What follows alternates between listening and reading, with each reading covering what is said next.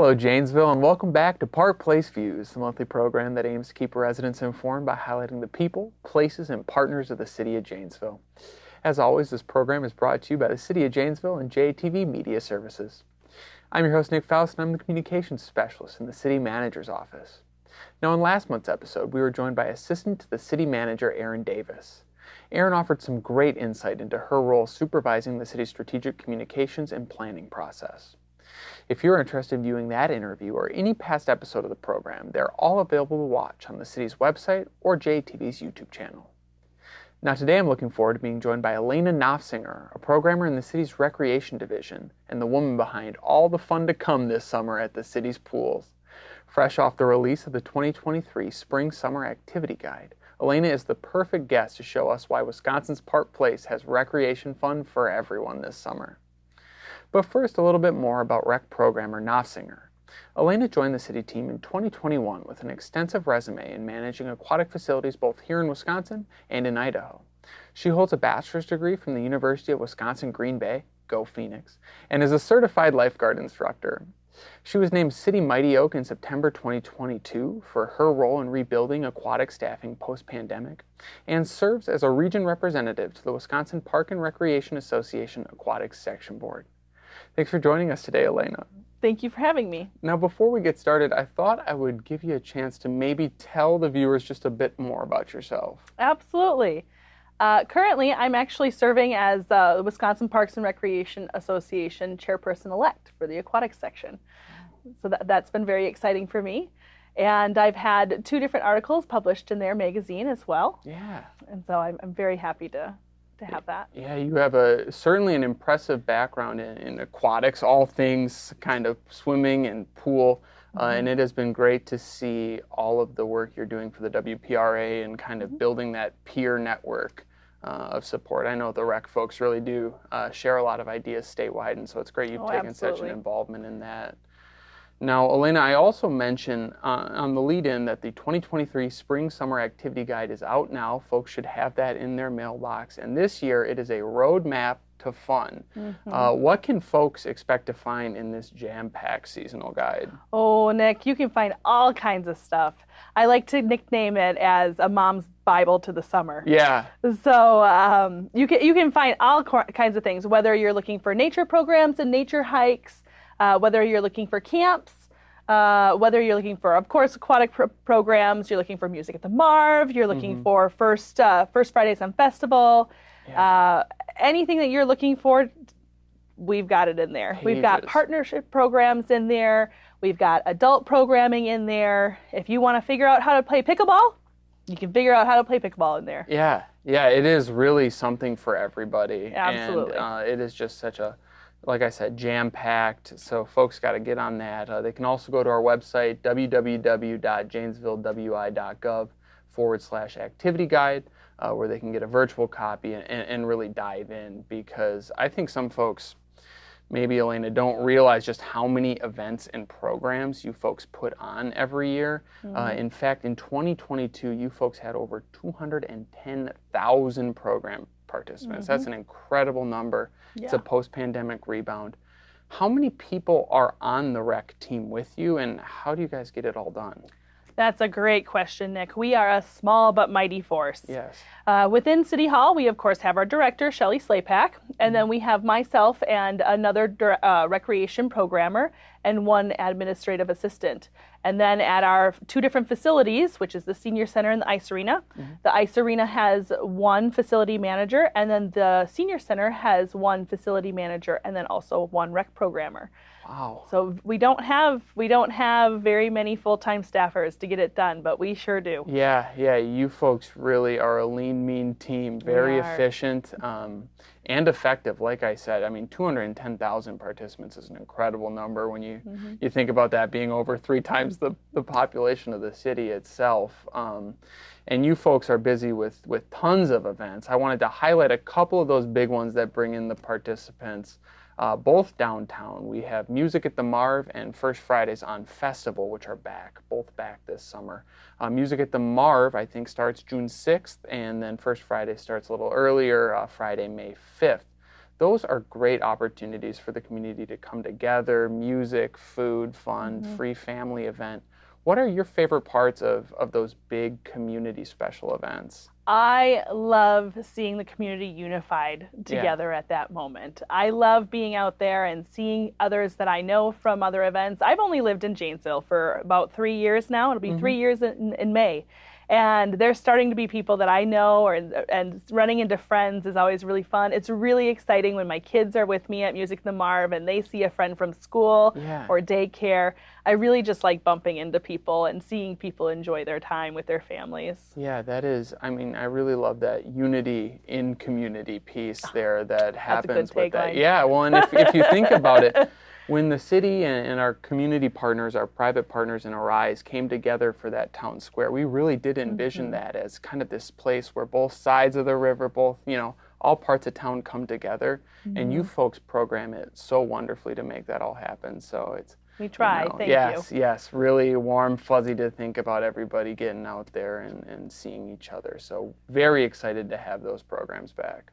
And now, Elaena, one of the reasons why I'm very excited to have you on the program today is you are the person behind all the magic at the City Aquatics facilities, and summer right around the corner, warmer days ahead, soon Rockport Pool, the Palmer Wading Pool, Lions Beach, the splash pad down at Riverside Park. Those will all be full of folks.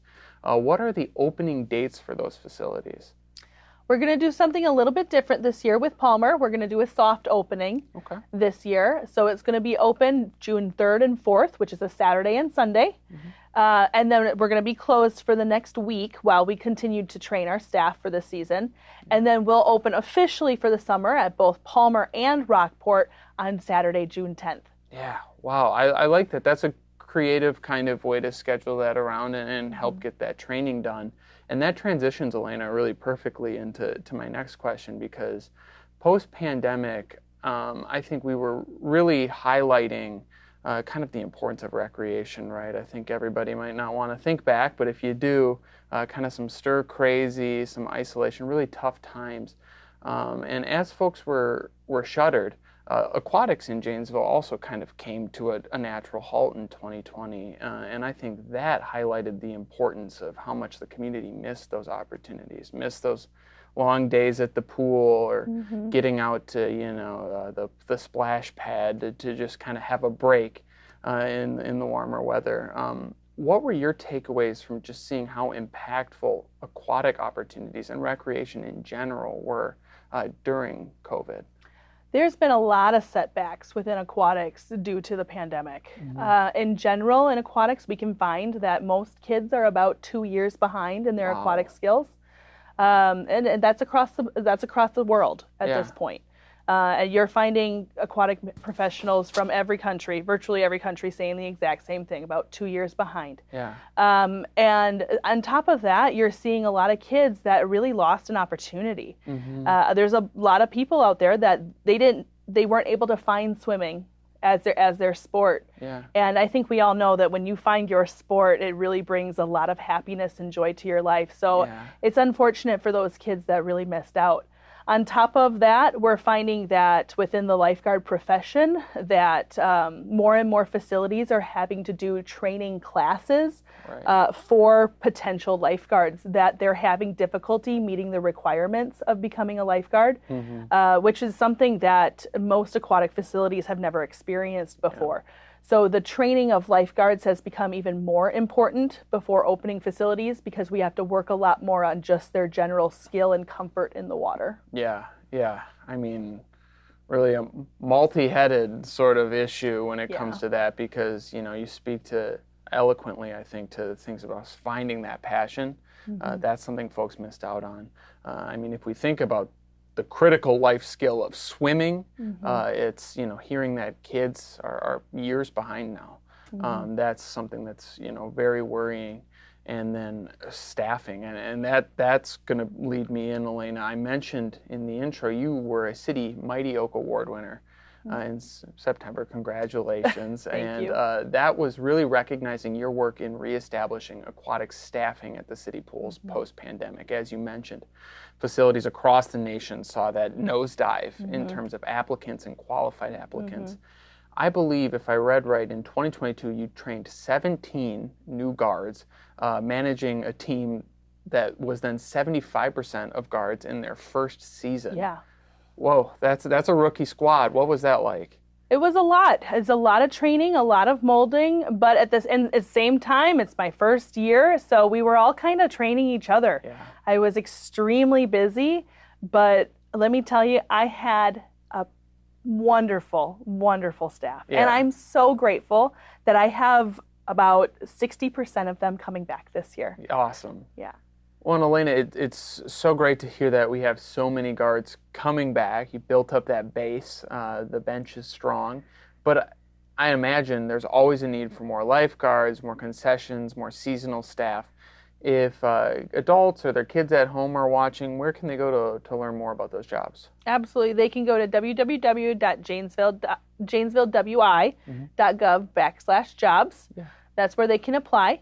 Lifeguards need to be 15 in order to work as a lifeguard. So, for example, we do have some that have applied at 14, but they turn 15 by the end of April or very beginning of May. Mm-hmm. And those are good. Those are still good applicants for us. Yeah. They don't have to be as young as 15 either. They can be all the way through college age. And it doesn't matter whether you have your lifeguarding certificate. If you do, that's an added bonus for us. It's a little bit less work for us to get you started. But if you don't, we will happily train you and give you all the information that you need to work for us. Yeah. For a cashier, you need to be 16 to apply for that job. Mm-hmm. Same as lifeguarding. If you're 15 right now and you want a cashier, we just need to make sure that you're 16 by the middle of May. Right.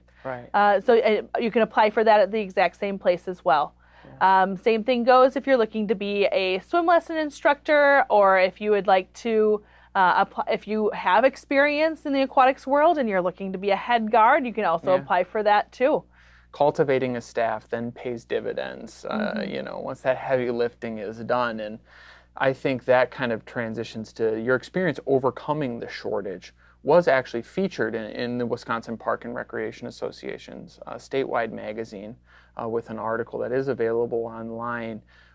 What have you found valuable in sharing the city's story and successes with peers across the state? Teenagers and lifeguards, they're looking for a second home. Yeah. They're looking for a place where they can feel comfortable. They're looking for a place that they can be their authentic selves. Mm-hmm. And that's what I try to offer. Yeah. I want a place where young teenagers or young adults are able to learn and grow and figure out who they are. Yeah. So in order to provide that environment, I need to be very respectful. Yeah. I need to be very confident in myself as well, and show them that I also make mistakes. Yeah. And that you can make mistakes too. And when you do make a mistake, we apologize for that mistake, or we correct that mistake. We take ownership in it, but we don't let our team down. Right. We figure out how to keep it going. Yeah, and that's what an incredible opportunity you have, talking about some of the first jobs, young folks in our community here in Janesville have. And what an imperatively important job, in lifeguarding, keeping our community safe. So you do get to provide sort of these life lessons and learning skills that I think make it so rewarding for folks. Yeah, absolutely. And I'm able to do a lot of other things on the side. So for example, if they teach swim lessons, I'll get them a nice treat after swim lessons. Yeah. I like to surprise them every once in a while, and in their fanny packs, and in these nice little fanny packs. Yes. Oh, probably shouldn't show the tape behind it. But in their fanny packs, I try to put in some sort of nice treat for them every once in a while to help them know that I'm thinking about them. Yeah. Whether that's some Swedish fish or whatever. Try not to do chocolate because that melts. Right. Summers at the pool, that can be a tough candy. But we do various other things like lifeguard parties once a month. Yeah. We do things like writing, they call them Valentines, but they're not Valentines. They're just nice notes about everybody else. They have to write it for each staff person. We do lots of different in-services where they get a lot of team bonding during that time. We do, if it's a really hot day, I'll bring in popsicles or watermelons or other kind of treats to just keep them going. So we do a lot, and we really encourage them to have fun. Yeah, making that second home, like you said, because I think a lot of young people who, that can be a tough journey, I think, trying to find your identity and what you want to do.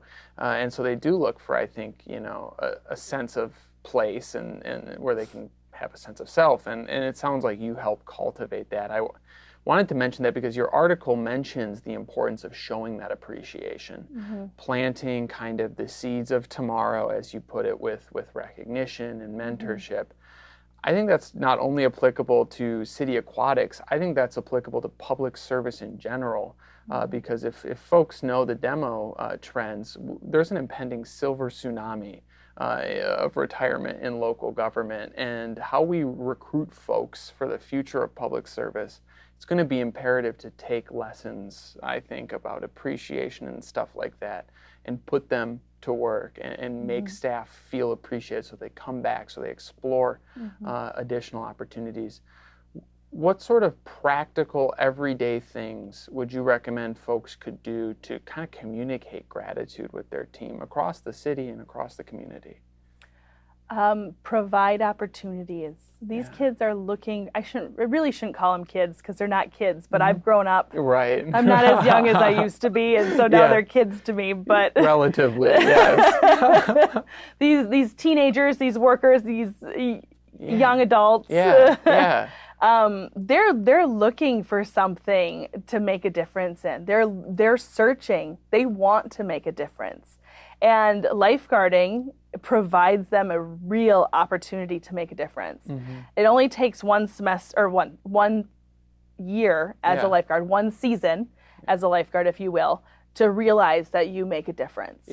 For you to realize that, that kid learned how to swim because of me or you, or you, you know? And when you see them at Walmart, you see them at a restaurant, when you see them around town and they remember you, and they sometimes specifically say, I learned my front float with you, you know immediately you made an impact in that kid's life. Powerful. Beyond that, let's take an example like lifeguarding. As soon as you have your very first save, or someone on your team has your very first save, you know that you just had a huge impact on not just that person's life, but their entire family who's with them. It circles. And it only takes one season for you to see how big that impact is. I mean, I can only imagine what an immense feeling that would be, talking about lifeguarding and just having something that's at such a young formative age. What an opportunity to be able to realize and see that difference. I think that's important confidence building for young people. It's extremely confident, builds a ton of confidence. Considering that we give them the power of the whistle, we like to say. And and when you see those lifeguards start out with a lifeguard or with a whistle, they can barely blow a whistle. They're not confident to blow that whistle at all. And to get everyone's attention, to have everybody's eyes go immediately to them. By the end of that season, they have grown confident with that whistle.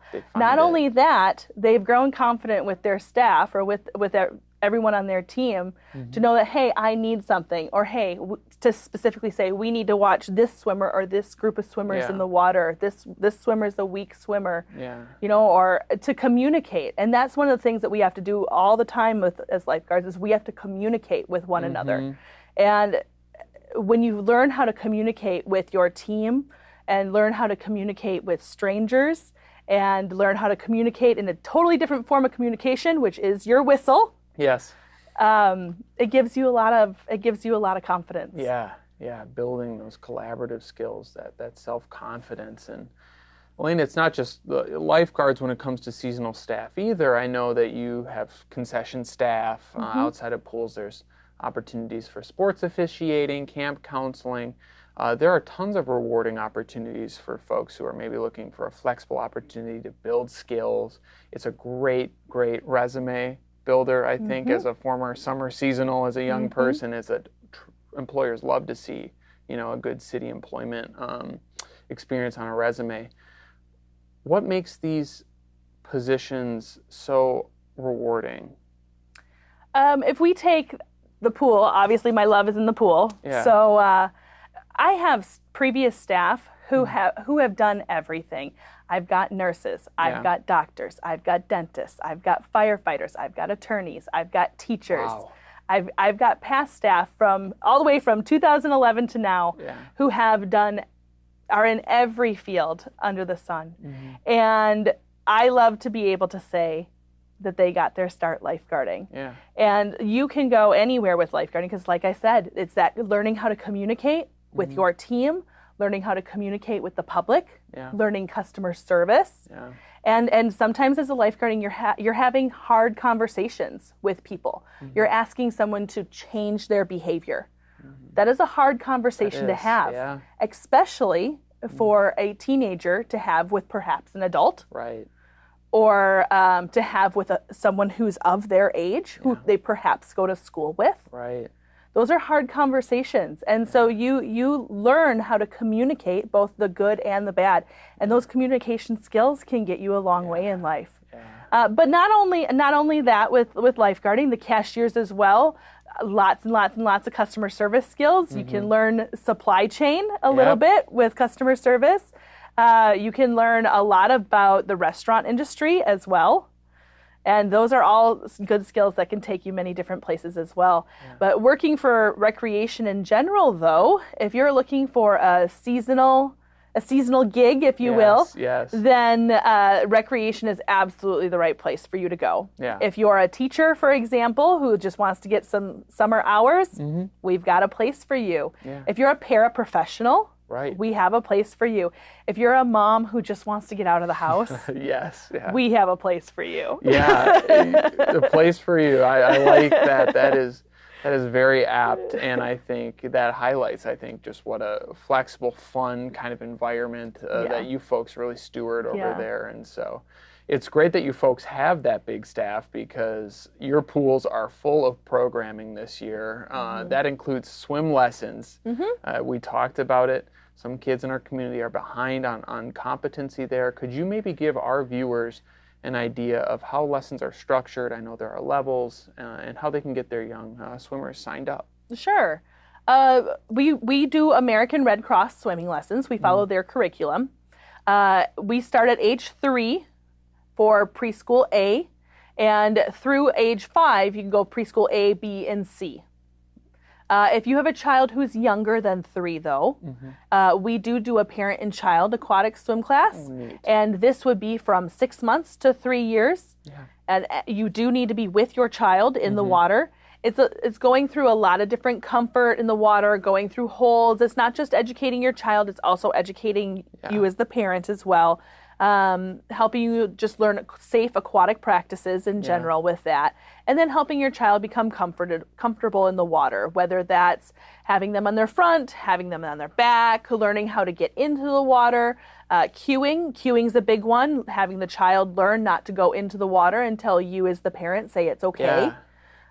Those sort of things. So the parent and child class is a really good class for those who are younger than 3. So 6 months to 3 years. And then, like I said, the preschool classes A, B, and C is going to be from ages 3 to 5. And then we have our regular levels 1 through 6. And those are for ages 6 all the way to 18.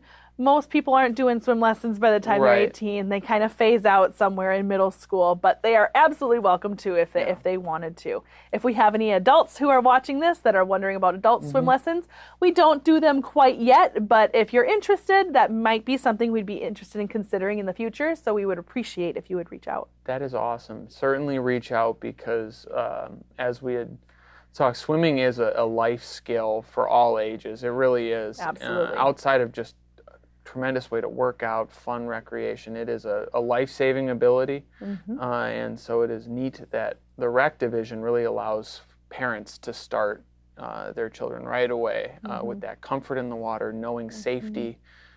That's imperative.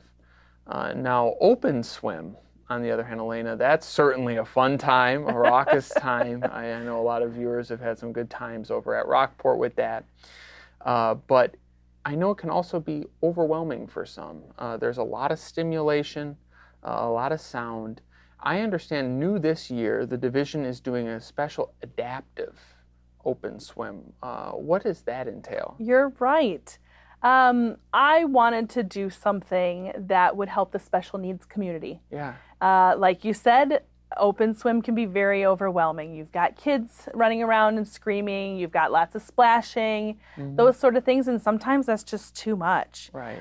So adaptive open swim is going to be a time that we don't have the concession stand open. We don't have any music playing, nothing like that. It's a time that's if you have a special need, or if you know someone who has a special need, you are welcome to attend during that time. Yeah. You're welcome to attend with a helper, with your family.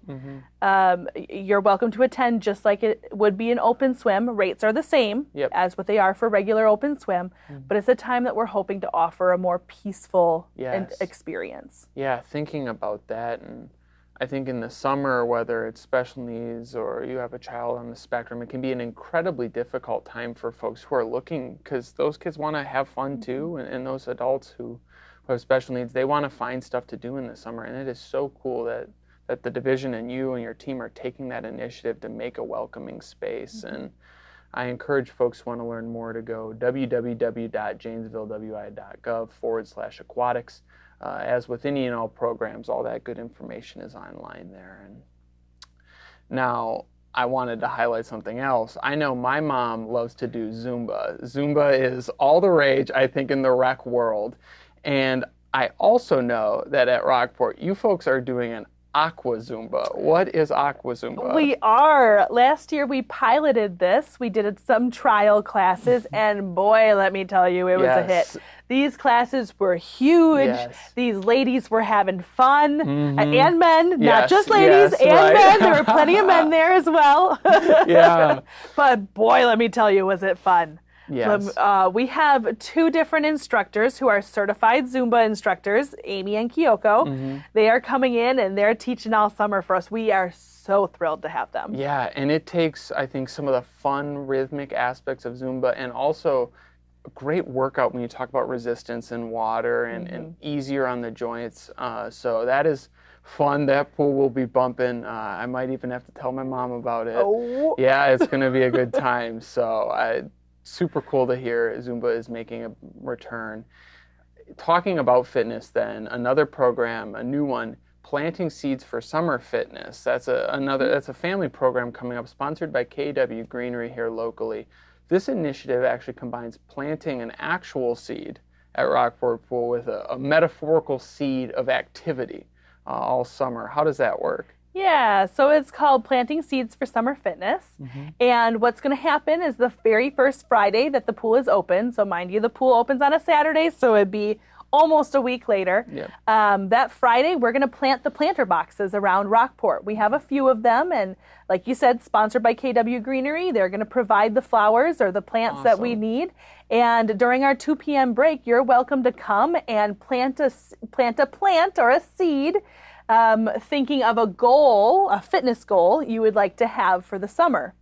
And then every Friday, there on out, you can come and visit your plant, say hi to it if you must, see how it's growing, and then participate in our summer fitness challenge or our Friday fitness challenge for that day.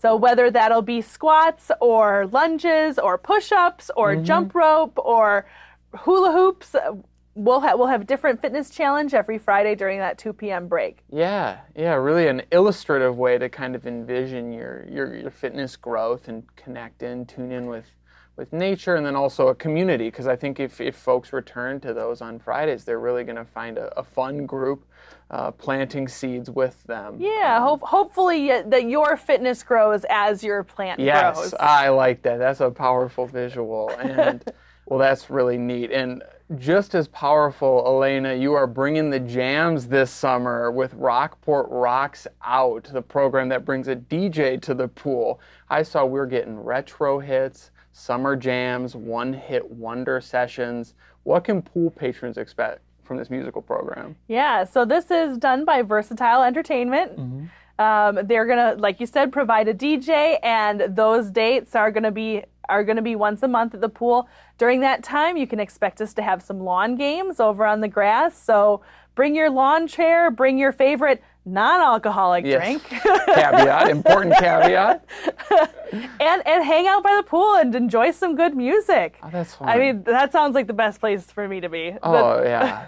Talk about a fun environment to kick back and kind of listen to some retro hits. Yeah. Whatever suits you. That's a fun one coming up, so folks aren't going to want to miss that. And, well, Elaena, we covered a lot of ground today. So I think if folks might have questions about all this, aquatic stuff, rec inquiries, how can they get in touch with you in the division?